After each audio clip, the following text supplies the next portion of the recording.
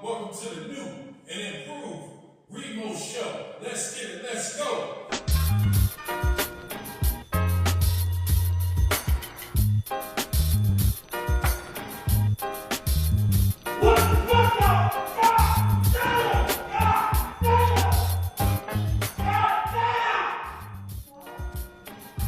Yitty yitty. What's goody yitty yitty, y'all? Where y'all been? Yo, it's your boy Remo, and I'm back with another V-Show. Yeah, I'm back home with another V-Show. Actually, I've been back home for a couple days. Just been busy. I don't know why this motherfucking camera's so damn grainy. So grainy like that. Y'all see all that grain and shit? Yeah, I don't know what the fuck is up with this device, and it's brand new, and I can't figure out how to get that grain shit off. It ain't even nighttime. It says something about it gotta be a well-lit area. Well, shit, I got a damn light, and it's still goddamn grainy. And it's not even dark outside. Look, y'all. It ain't even dark outside. I mean, it's a gray day, but damn.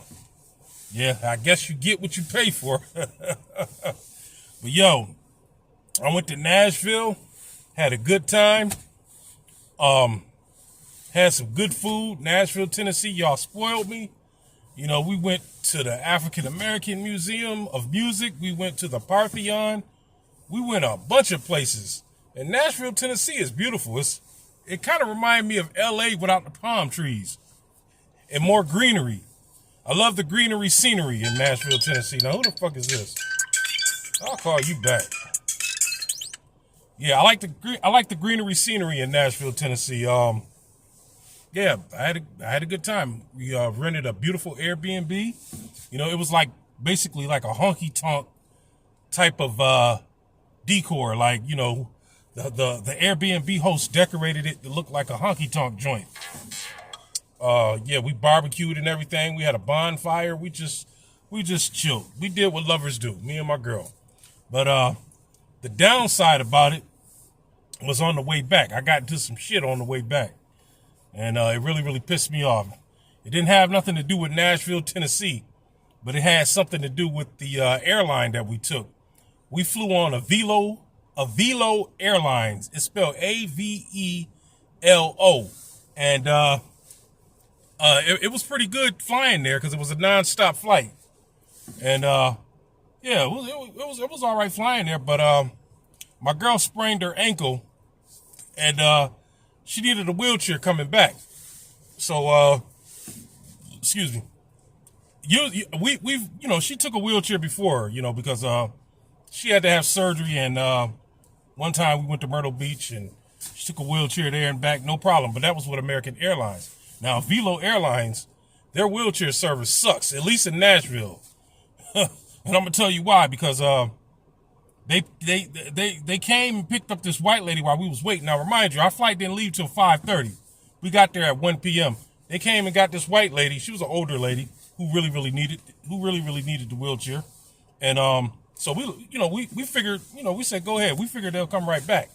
They dumbasses never came and got my girl. So it was this young dude at the front desk. Couldn't have been no older than 25, 26. Young dude. He was just pacifying us with bullshit. Every time I say, yo, what's up, man? You know, it's 2:00. You know, we want to get to our gate. Now, Nashville, Tennessee airport is pretty big.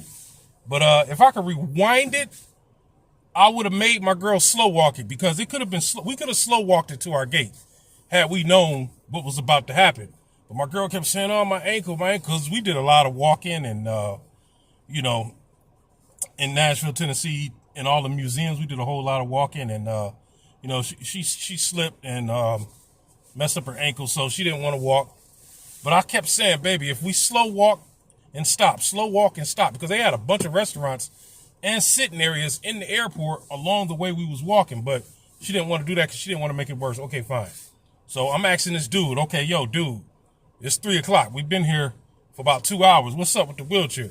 Oh, y'all flight don't leave till 5:30, and oh, they coming. That girl will be back. She just went to take the white lady to the gate. She'll be back. Never came, nothing. So then he said, okay, if they ain't here by 5:00, then I'll push her. I'm like, shit, the plane leave at 5:30, and we still hadn't went through TSA yet. The TSA line was kind of long. I told my girl, I said, baby, we about to miss this flight relying on this dude. I was cussing and fussing. People was walking by looking at me. I'm like, yo, we about to miss this damn flight. She was like, oh, he know what he's. I said, he don't know what the fuck he talking about. He's young, dumb, and stupid. See, a lot of these young, dumb, ignorant ninjas, they don't know what the hell they doing. They just tell you anything. They don't got the common sense to tell somebody the truth. Or they don't have the simple logic to tell somebody that they don't know something. A lot of these young ninjas hate to say they don't know. They think they know every fucking thing because of Google, you know, and YouTube. They think they know every fucking thing. They hate to say, oh, I don't know anything about that. They also hate to say they never heard about something. They want everybody to think that they know every fucking thing. Why? Because they got Google brains. In their mind, they know everything, or they can find anything out, you know, by using cyberspace. They act like they don't like taking advice from older people or knowledgeable people. They want to be the ones who we all think know every fucking thing. You know, I'm a Gen X baby. If I don't know something, I ask. That's how I was raised. A closed mouth don't get fed. I'm not going to tell you something that I don't know or I'm not 100% sure about. You know, I'll just say, yo, I'm not sure about that. You know, we're going to have to look into that, or we're going to have to look that up. These motherfuckers will be like, oh, yeah, I know about that. Yeah. The sky is gray, but it still may be sunny in a few minutes. You know, the sun can come out. They didn't say it was going to rain, but it might snow today. They're always using the word might, or I think, or it should. That's not a definite answer. The dude kept saying that girl should be back in an hour. Oh, she might be back in a few minutes. Oh, she supposed to be here 10 minutes ago. You know what I'm saying? He wasn't, all the answers he was giving us was just to pacify us, to keep us calm, because he didn't fucking know. And I know because one of his coworkers saw me after shit hit the fan, and she was pissed that I missed my flight. I'm gonna tell you how I missed the flight. Okay, so 5 o'clock he came. He said, "Okay, I'll push her." When I really could have pushed her, but it would have been easier if he would have came or somebody else would have came, because I had to carry her bags. I had my book bag and I had on some Crocs. It would have been easier to have a wheelchair provider to come and push her, but that never happened. So 5 o'clock he comes out. It was like, come on, we got to go through TSA. I was like, man, this flight leave at 5:30. It's going to take 15, 20 minutes to get through TSA, which it did. It took like 20 minutes because they was moving slow as molasses, checking everybody thoroughly. They got a job to do. TSA is basically security. So I know, I know the security process. You know, I know the security measures. They got to make sure you ain't trying to smuggle nothing in or out, you know? So that's a slow process, and I get it. It's not TSA fault. They did their job. It was this one dumbass dude. One dumbass motherfucker. I should have, like I told my girl, at 3:30, we should have left. We should have left, because I like to be at the gate 2 hours before the flight say they're supposed to leave. So it was supposed to leave at 5:30. I like to be at that gate through TSA 2 hours early. You know? And then he gonna tell us, oh, they can't leave y'all because she got a wheelchair and y'all together. They gotta hold the flight. And I'm like, they ain't got the whole shit. That's like telling somebody, oh, the city bus can't leave you because you in a wheelchair. Shit. They on a schedule. Shit. They ain't gonna hold up 70, 80 people just for one or two people. No. They don't, the airports don't do that. They don't hold the plane for nobody. And as a pilot or airline representative, I wouldn't hold the plane up for nobody either. You know? Shit. We on a flight schedule. You know, it's bad enough that the database be crowded. You know, you look on the, what's the name of that thing where you see all the planes? The satellite. You know, the airplanes traffic be crowded as hell. So that's why they got to stick to their schedule. But anyway, I'm sorry I'm rambling, y'all, because I'm pissed. So, they can't. He said, they can't hold the plane. She in a wheelchair, blah, blah, blah. Okay, all right, whatever. So we get to the TSA. It's like 5:21. He running, pushing her. I got this big ass book bag on. I got on some fucking Crocs. I can't run that fast. So we had to walk down a long hallway, make a right, walk down another long hallway. Then we had to catch an Airbus to our gate. one of those buses that'll take you from across the airfield to the next gate. That's what we had to do. So he got on one pushing her. By the time I got there, the Airbus they was on left. So I had to wait for the next one, which was like a minute right behind them. It only took like a minute or less. But then when I got on it, it took them like 3 minutes to pull off because everybody was loading slow. It was other people getting on with wheelchairs. So the bus I was on took me to the gate. When I got off and went up the escalator, they closed the jet bridge to the plane that I was supposed to get on. And the dude that was pushing my girl came out. I said, yo, man, could you unlock this door? Oh, I don't have the key. But they can't take off because you with her. And I'm like, well, shit, open this door. And I'm looking, I can see the plane from out the big glass window right next to the door. And I'm like, yo, they disconnecting the jet bridge to the plane. I was like, yo, they about to leave. He was like, oh, I go call him. He took off running, never seen him again. So I'm standing there watching the plane slowly pull off with my girl on it. So she calls me on the phone and was like, she was like, what's going on? What happened? She was like, what happened? I told her, I was like, the bus that I was behind, the Airbus that I was on behind y'all, it didn't pull off right away. It was a lot of people getting on. And I said, there's nothing I can do, baby. I said, I guess I'll just have to catch the next flight. She was mad. My girl was crying because she don't like being alone on planes. And then plus, I had all the money. You know what I mean? So when she got back home, she didn't have no way to get home from the airport, from our home airport in New York. So, she was like, oh, what I'm going to do once I get home? And I don't know what I'm going to do. No. Now, my son ain't had no money because he ain't been working. So I was like, baby, I said, I got to figure out what I'm going to do. I said, you going home? I said, you can find a way home. I said, you can catch the bus. If need be, you can catch the city bus. She was like, oh no, it's going to be late when I get home. No. I said, you'll figure it out. I said, let me figure out what I'm going to do. So I walked back to the front desk of Avelo, and I explained to them what happened, and they just gave me a customer service number to call. I called that customer service number, and they said, yeah, you're the 133rd person in line. Your wait time is approximately 4 to 6 hours. And my battery was down to like 40%. I was like, man, I ain't about to sit up here on hold for no 4 to 6 hours. So then they gave me another option to either call tomorrow or send an email. So I sent them a long ass email, bitching about what happened and shit. And I'm still waiting on a response. Now this was Monday. Today is Sunday. I'm still waiting on the fucking response, which I probably won't hear nothing from them because they don't give a shit. As long as they got your money, it's like, fuck you. So what I ended up doing, I tried to book a flight with Delta. Here's the fucked up part. I had like $125 on one of my credit cards, and I had about $250 in cash, but they didn't take cash at the airport. And what'd she say? The flight came up to like $175, but they wouldn't take cash.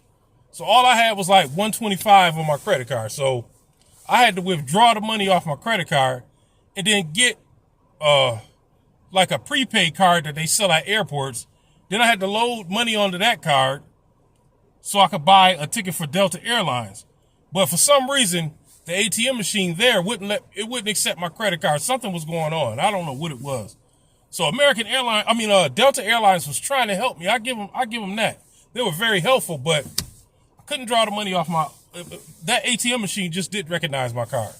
So it was some bullshit going on. I was like, oh my goodness.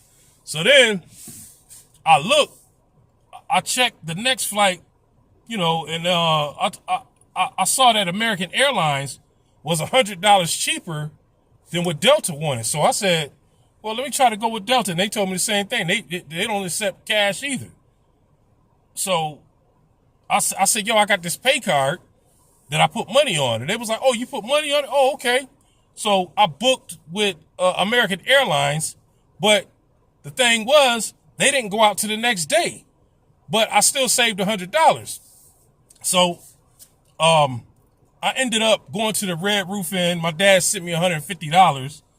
and they had roaches. I killed one roach. I didn't see one for the rest of the night.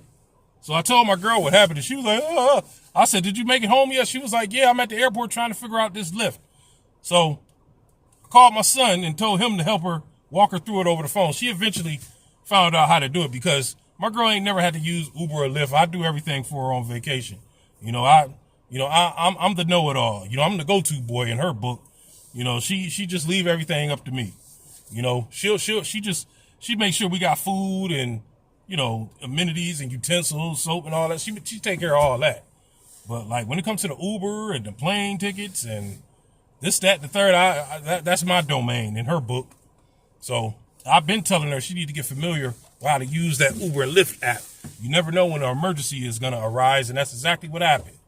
An emergency arose, and she didn't know what the hell to do, but it took her a while to figure it out. She said because she was nervous and her hands was shaking, and I understand that.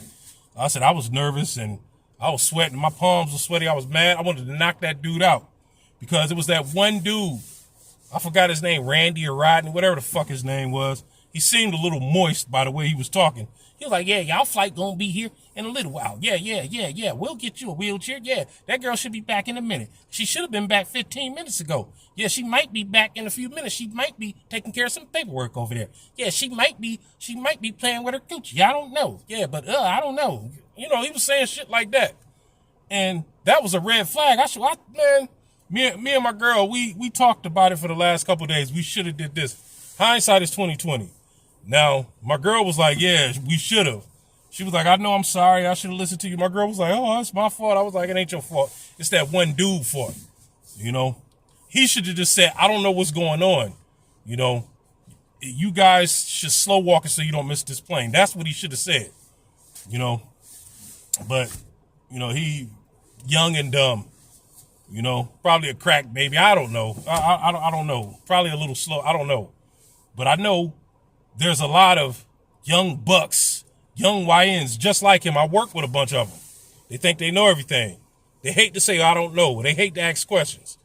And a lot of shit that they be talking about as far as the job, they all be wrong. They don't read the employee manual or anything. They just be guessing. They just be speculating.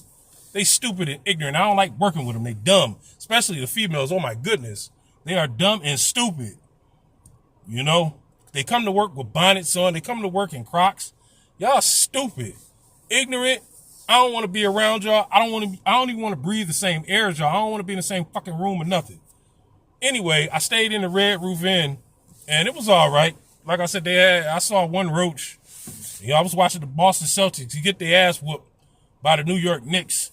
And, I was just chilling. That was the first time I slept alone in a long time. Because me and my girl, we've been together for 20 plus years. And, laying in that hotel bed, just laying there thinking about what happened. And I was exhausted. I was thinking like, damn, it feels kind of good to sleep alone. Yeah, you know what I mean? But it just made me reminisce about the days when I was a bachelor, doing bachelor things, y'all. But anyway, the good thing about that hotel is it had a free shuttle bus, so I didn't have to pay for an Uber or Lyft. So the next morning I checked out at 11, and as soon as I checked out, the shuttle bus pulled up. I jumped on it, took me straight to the airport for free. So I got to the airport at noon. My flight didn't leave until 3:30, and I got to the gate at 1 o'clock because I talked to my girl for about an hour in the common area in the airport. So I got to the gate about 1 o'clock, and then I almost missed the flight again because they switched gates on me. And I noticed it was like 3:15. I'm like, hey, that ain't where I'm going. I'm looking at the ticket. I'm at the right gate, but that ain't where I'm going. And then the representative was like, yeah, they switched gates. And I'm like, well, why the fuck they ain't say nothing? And come to find out, they probably said something on the intercom, but I couldn't hear because they don't be loud enough sometimes. You know what I mean? It sound like mumble jumble sometimes. They be like, yeah, gate number 16 been changed, gate number 6, 19, yeah. I was at C14. They switched it only 2 gates down to C16. But all you hear is, oh, yeah, it's like, C14, Now C-16. You be like, what the fuck did they just say? A lot of times, you can't understand what the fuck they be talking about. Oh, don't let me start on the airplane. Oh, man. Like, when the flight attendants be talking on that phone, he's like, oh, yeah, this is like flight number 17, yeah. Please go there, have a nice flight. Like, what the fuck you just say? Horrible. So I caught my flight, had a layover in D.C. That's the thing I didn't like. Because our flight on Avelo was a straight flight. You know, on the way back, I had a flight, and I had a layover in Washington, D.C. And the good thing about it, my gate, when I got off, the gate that I had to go to was like right across the hall. I didn't have to walk clear across the airport. Washington, D.C., they got the airport set up. They got it set up pretty nice, you know. So I got off, boom, walked right across the hall. Then, like 10 minutes later, no, like an hour later, they switched me to another gate. I'm like, damn. Then to another gate. I'm like, damn, they did that 4 times. Why? Because my flight to New York, it was a rainstorm, so shit was getting all messed up. So they kept switching gates. I'm like, damn. So finally they let us on. Then we had to deplane because one of the crew members was sick. Yeah. So they delayed my flight for about like 2 hours. So then I finally got home. Boy, was I exhausted. And told my girl, I was like, hey, you know, this has been a trip from hell. Oh, and on the way home, the flight attendant that I had, she looked like a fucking roach. And she smelled like Raid. No lie. I wish I would have took a picture of her. This bitch was tall, skinny. She had a big head, skinny neck. She looked just like a roach. She had long, skinny legs that looked like baseball bat. And when she walked by me, I was like, damn, this bitch looked like a roach. And she smelled like Raid. Raid. I was like, damn, this is some bullshit right here. Yeah, but that was my adventure coming back from Nashville. So if y'all gonna fly with a Velo, just make sure you take anything they say with a grain of salt, because from my experience, some of them don't know what the hell they be talking about. They'll tell you anything to get you off their case. Yeah. All right, y'all. Like, share, subscribe. It's your boy Remo. Check out this fish that I had from Ed's Fish House, I think the name of it was. Yeah, they had some pretty good fish. My wife, she's the pickiest eater in the world, but she loved their fish. Yeah, I think it was Ed's Fish House, Nashville, Tennessee. Check it out, y'all. Peace. Some whiting fish, onion rings, and some soft bread with some fancy tomato ketchup, yellow mustard, and onion rings from Ed's Ed's Fish House? Yeah, looked like Ed know how to fry some fish. Looks crispy and delicious. We got the fireplace going, and we got a fish fry going. Check it out, y'all. Ed's Fish House.